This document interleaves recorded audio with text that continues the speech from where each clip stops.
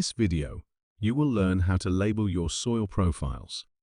To label your soil profiles, start the Label Soil Profiles function. Now, select the soil profile you want to label.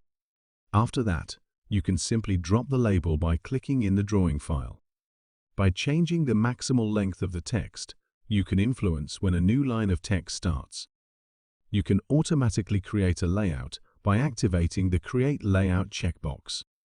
Enter the project name, office, and date, all of which will be displayed in the layout. You can automatically fill out these input fields by pressing the button next to them. After clicking the Create Layout button, the layout is created and Allplan automatically switches to the layout editor. As you can see, the layout has been created automatically.